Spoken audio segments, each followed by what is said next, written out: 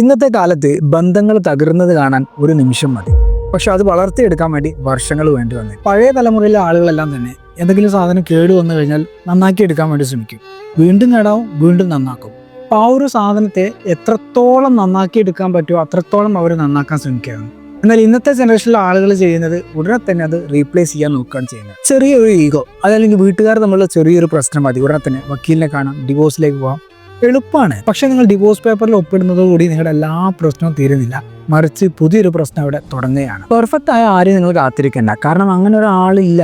വിവാഹ ജീവിതം എന്ന് പറഞ്ഞാൽ പെർഫെക്റ്റ് ആയിട്ടുള്ള രണ്ടുപേരും ഒന്നിച്ച് ജീവിക്കുന്നതല്ല. ഇംപെർഫെക്റ്റ് ആയിട്ടുള്ള ആളുകൾ പരസ്പരം മനസ്സിലാക്കി വിട്ടുകൊടുത്ത് ജീവിതം മുന്നോട്ട് കൊണ്ടുപോകുന്നതാണ്. ഇന്നത്തെ ആവേശം നാളെ ഉണ്ടായിക്കോണമെന്നില്ല, പക്ഷെ നാളെ നിങ്ങൾക്കൊരു പ്രശ്നം വരുന്ന സമയത്തും കൂടെ ആരുണ്ടാവും എന്നതാണ് പ്രശ്നം.